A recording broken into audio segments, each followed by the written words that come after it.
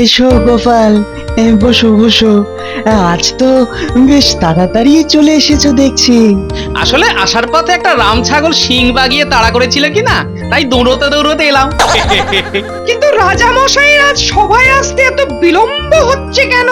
মনে হয় মহারাজের কষে গেছে পেট, রাজসভায় আসতে তাই বোধহয় এত লেট। কিন্তু মন্ত্রী মশাইকেও তো আশেপাশে দেখছি না, উনি কোথায় গেলেন? কে মন্ত্রী?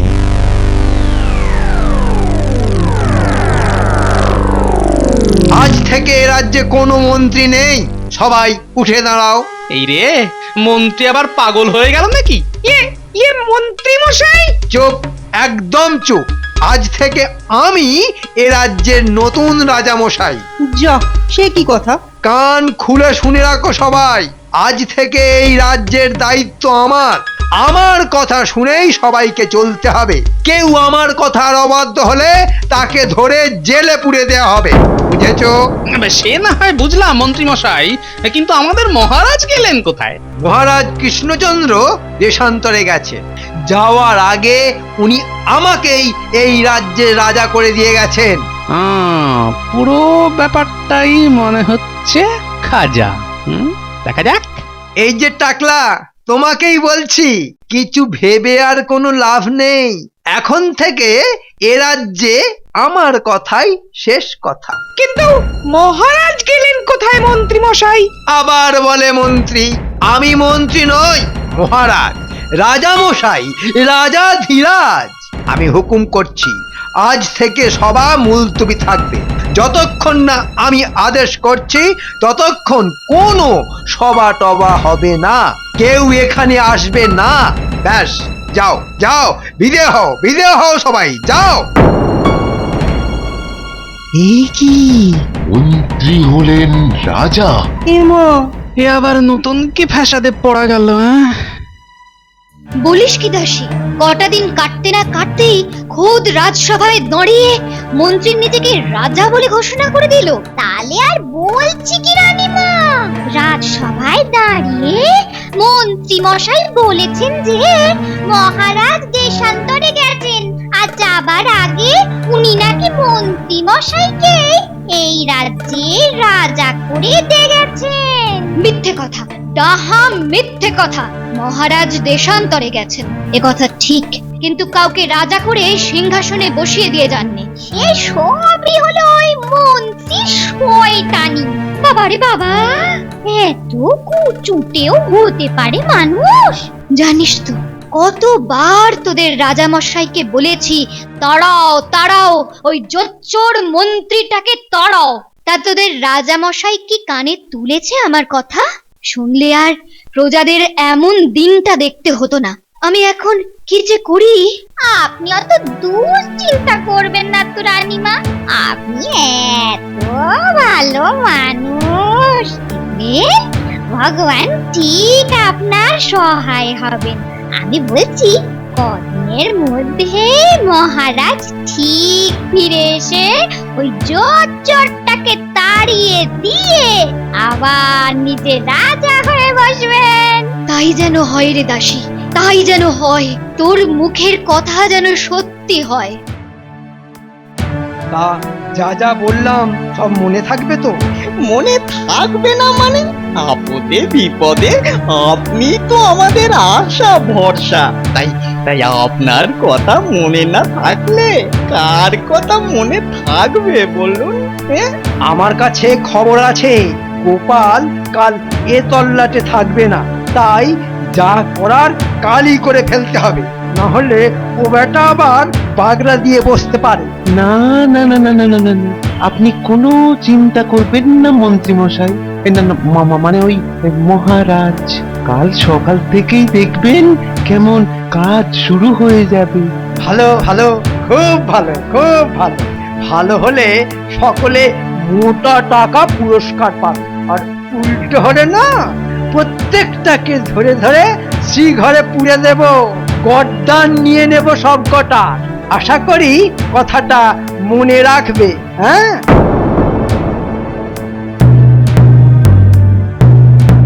শোনো শোনো শোনো, আজ থেকে কৃষ্ণনগরের নতুন রাজা হলেন আমাদের মন্ত্রী মশাই।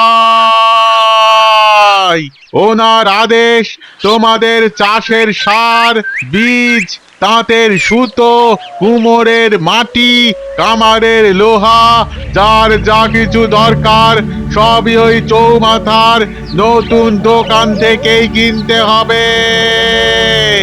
অন্য সব দোকান বন্ধ করে দেওয়া হবে। সে কি, তাহলে আমাদের কি হবে? না খেতে পেয়ে বউ বাচ্চা নিয়ে বেঘরে মারা পড়বো। আমাদের নতুন রাজার আদেশ, চাষির তৈরি ফসল, কুমোরের হাঁড়িকুড়ি, কামারের তৈরি নতুন জিনিস, জেলের ধরা মাছ, তাঁতির তৈরি কাপড়, আর যে যাই তৈরি করুন না কেন সব আবার ওই দোকানেই বিক্রি করে দিতে হবে। কোনো বাজার এ রাজ্যে থাকবে না। যার যা কেনার দরকার সে আজ থেকে ওই দোকান থেকেই নতুন রাজার ঠিক করে দেওয়া দামে জিনিসপত্র কিনবে। কোনো প্রশ্ন আমাদের নতুন রাজা মশাই বরদাস্ত করবেন না। ও বিজ্ঞানী বাবু, এসব কি শুনছি? আপনি কিছু জানেন? না, আমারও তো কিছুই মাথায় ঢুকছে না। আরো শোনো, আরো শোনো, আমাদের নতুন রাজা মশাইয়ের আদেশ, আজ থেকে সবাইকে আগের থেকে 5 গুণ বেশি কর দিতে হবে। যে না দেবে তার কড়া শাস্তি হতে পারে, এমনকি মৃত্যুদণ্ড পর্যন্ত হতে পারে। হায়, এখন আমাদের কি হবে? হায় হায় হায়, কলি কলি ঘোর কলি। মহারাজ আজ রাজ্যে নেই, সেই সুযোগে ওই মন্ত্রী রাজা হয়ে আমাদের ওপরে কি অত্যাচার শুরু করে দিল রানীমা। ঢেঁড়া পিটিয়ে 5 গুণ বেশি কর দেওয়ার ফরমান জারি করে দিল। না দিতে পারলেই নাকি কড়া শাস্তি, এমনকি এমনকি মৃত্যুদণ্ড অব্দি হতে পারে। এতদিন সুখে আনন্দে এই রাজ্যে বসবাস করে আজ এই বুড়ো বয়সে এ কি সমস্যায় পড়লাম আমরা। উড়াইছি দুবেলা দুমুঠো ভাতের জোগাড় করতেই প্রাণ বেরিয়ে যাচ্ছে।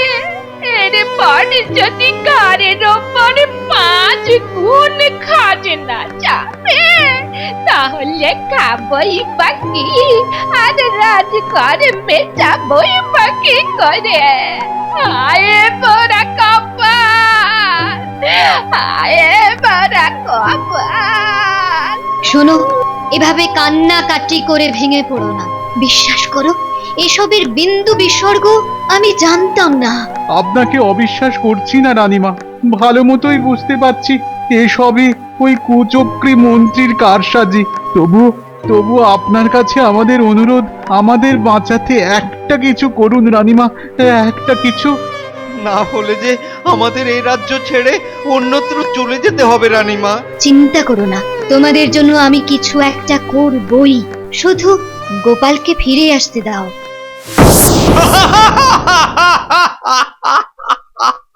এ রাজ্যের রাজা তো আমি, আমার সব পরিকল্পনা সফল হয়েছে। ঠিক বলেছেন মহারাজ। এবার আপনার ওই দোকান থেকে আপনারই ঠিক করা দামে প্রজা বেটারা সব জিনিস কিনবে। ওই দোকান থেকেই আপনি অনেক টাকা পাবেন মহারাজ, আর করের টাকাও পাবেন। এদিক থেকে ওর টাকা, ওদিক থেকে ওর টাকা, সব দিক থেকেই টাকা কামাবো আমি। কিন্তু মহারাজ, কৃষ্ণচন্দ্র যদি ফিরে আসেন? ওটি আর হবার নয়। উনি এখন পাগল হয়ে দেশান্তরে গেছেন, আর কোনোদিনই ফিরবেন না, বুঝেছো?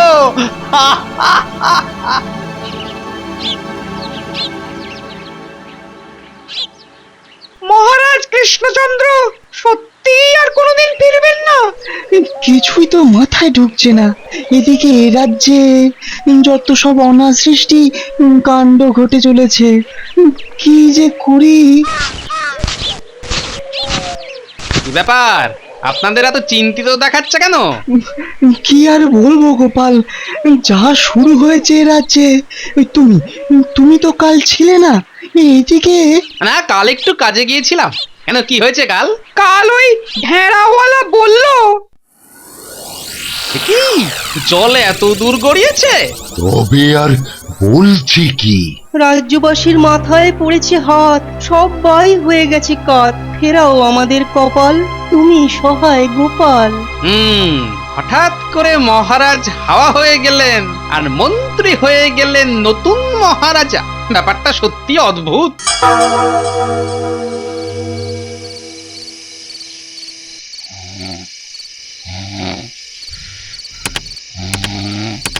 এত রাতে আবার কে এলো?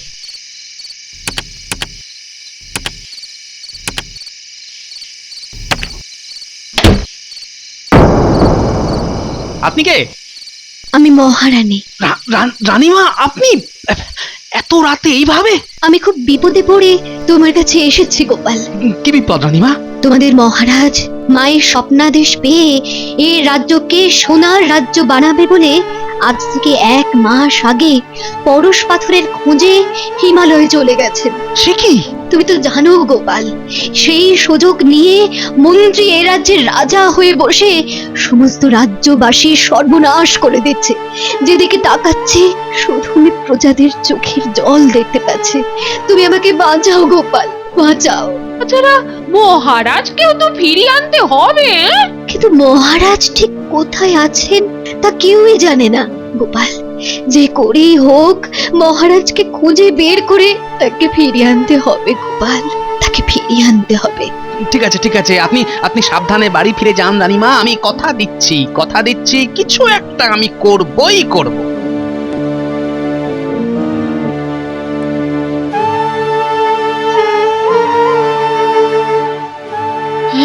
এ কি আলোক করে সর্বনাশ গো! হে ভগবান, তুমি এ রাজ্যকে বিপদের হাত থেকে বাঁচাতে পারো। হে ভগবান।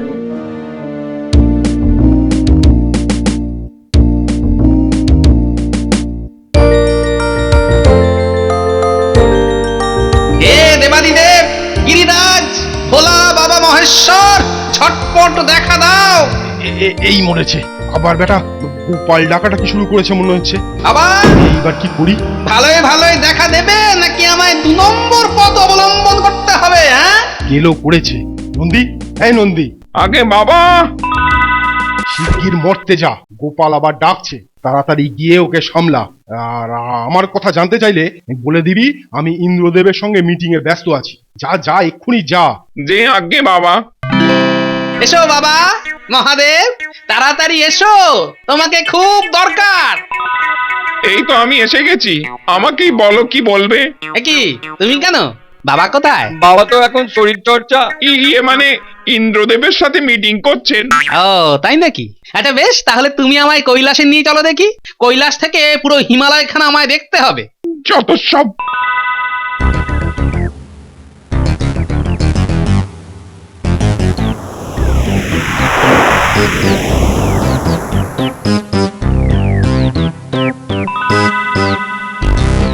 রে বেটা, গোপালটাকে টুপি টাপা পরিয়ে কাটিয়েছিস তো? ও, এই বুঝি আপনার ইন্দ্রদেবের সঙ্গে মিটিং করা? এই মরেছে। তুমি আবার কোত্থেকে এলে বাবা গোপাল? কেন, মর্ত থেকে নন্দীর পিঠে চেপে চলে এলুম। কিন্তু ভগবান হয়ে আপনি যে এত বড় মিথ্যে কথা বললেন সে আমি তো ভাবতেও পারিনি। ঠিক আছে, আজই আমি পার্বতী দেবীকে সব বলবো, তারপর ব্রহ্মাদেবকে, তারপর না না গোপাল, ভালো ছেলে না তুমি। আমার সঙ্গে একটু ঠাট্টা করবো না তো কার সঙ্গে করবো বাবা গোপাল? ঠাট্টা? হ্যাঁ, বলি আমি মরছি আমার জ্বালায় আর আপনি ঠাট্টা করছেন? কি জ্বালা গোপাল বলো? আমি এক্ষুনি আশীর্বাদ দিয়ে সব ঠিক করে দিচ্ছি। না, এক্ষুনি কিছু লাগবে না, কিন্তু সময় মতো আমার জন্য একটা মিথ্যে কথা আপনাকে বলে দিতে হবে বাবা। হ্যাঁ, রাজি আছেন? মিথ্যে? ঠিক আছে, তোমার জন্য তাও বলবো খন।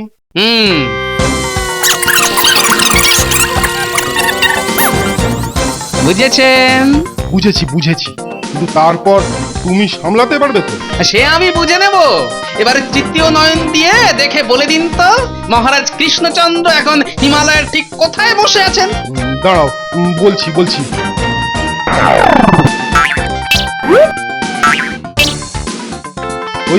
ওই তো তোমাদের মহারাজ, ওই যে এভারেস্টের গুহায় বসে ধ্যান করছেন। এই যে নন্দী, চলো দেখি, আমায় ওখানে একটু পৌঁছে দিয়ে এসো। যা যা নন্দী, তাড়াতাড়ি নিয়ে যা গোপালকে। আসি বাবা, যা বললাম ঠিক সময় সেটা করে ফেলবেন কিন্তু।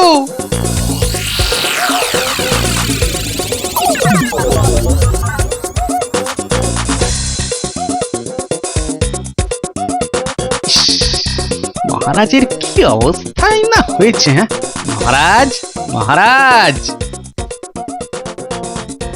কি গোপাল, তুমি এখানে? হ্যাঁ মহারাজ, আপনাকে নিয়ে যেতে এসেছি। না গোপাল, আমি যেতে পারবো না। মায়ের আদেশ মতো পরশ পাথর খুঁজে না পেলে আমি আমার রাজ্যকে কি করে সোনার রাজ্য বানাবো গোপাল? হ্যাঁ, আরে সেই কথাই তো আমি বলতে এসেছি মহারাজ। মহাদেব আমার স্বপ্নে এসে আমায় বলেছেন আপনার সেই পরশ পাথর আমি আপনাকে এনে দেব, আর তার জন্যে আপনাকে আমার সাথেই রাজ্যে ফিরে যেতে হবে। তুমি কি বলছো গোপাল? মহাদেব তোমার স্বপ্নে এসেছিলেন? না না না, এই কেমন করে সম্ভব? সম্ভব মহারাজ, সম্ভব। ওই দেখুন দেখুন দেখুন। হ্যাঁ, কি দেখছি আমি? মহাদেব, বাবা ভোলানাথ। হ্যাঁ আমি। গোপাল ঠিকই বলছে, তোমার যা চাই তা গোপালই ঠিক সময়ে তোমার হাতে তুলে দেবে। তুমি গোপালের সাথে তোমার রাজ্যে ফিরে যাও।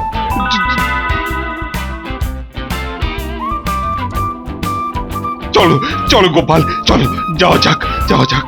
হ্যাঁ মহারাজ, চলুন চলুন চলুন। না, এভাবে এভাবে কিছুতেই চলতে পারে না। শোনো শোনো, আমরা কিছুতেই বাড়তি কর দেব না, আর ওই ঠিক করে দেওয়া দোকান থেকে কোনো জিনিস কিনবো না, বেচবো না। ঠিক, একদম ঠিক কথা। ও ঠিক করে দেওয়া দোকান থেকে কোনো জিনিস কিনবো না আর বেচবো না। দেখি দেখি কত শাস্তি দিতে পারে ও। মনে রেখো, আমরা এ রাজ্যের সব মানুষ এক কাট্টা হলে ও ও কিচ্ছু করতে পারবে না। একেবারে ঠিক কথা বলেছো তুমি। কজনকে মারবে, কজনকে? মারে মারুক, আমরা কিন্তু ওর কোনো অন্যায় অত্যাচার সহ্য করব না। না না না, কোনো অন্যায় অত্যাচার সহ্য করব না। ও, তাহলে এই সব হচ্ছে বাড়তি করের বিরুদ্ধে আন্দোলন?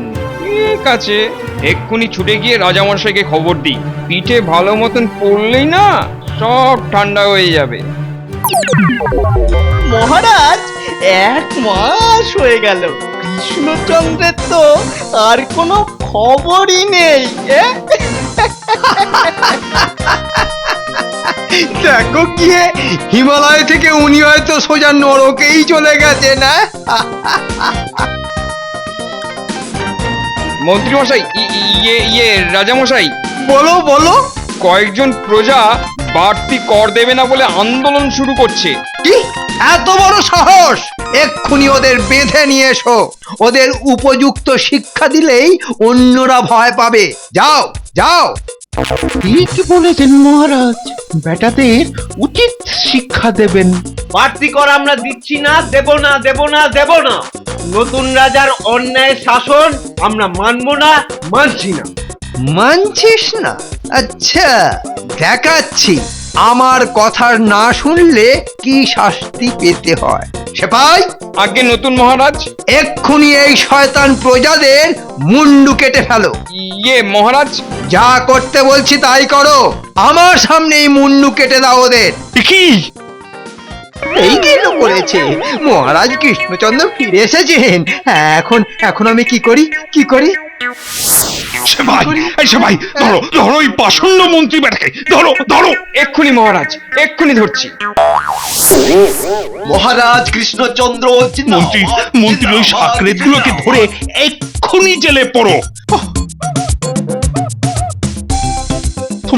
তোমার তোমার এত বড় সাহস আমার রাজ্যের প্রজাদের মুন্ডু কাটতে চাও তুমি আর কোনোদিন এমন করবো না ভুল করবো না ভুল এই ভুলের শাস্তি হিসাবে তোমায় তোমায় আগামী 1 মাস সবার সামনে ওই হাফ প্যান্ট পরে সারা রাজ্যে ছুটে বেড়াতে হবে আর থামলেই তোমার পেছনে পড়বে একদম লাঠির বাড়ি। তাহলে নতুন রাজামশাই দেরি না করে শুরু করে দিন।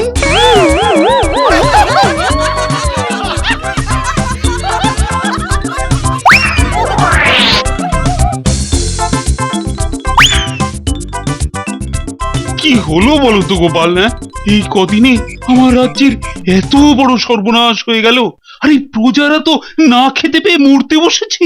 আপনি এত দুশ্চিন্তা করবেন না মহারাজ। না না না, আমি আমার রাজ্যকে সোনার রাজ্য বানাবো বলে পরশ পাথর খুঁজতে গেছিলাম, আর এদিকে আমার রাজ্যে নরকের পরিস্থিতি তৈরি হয়ে গেছে।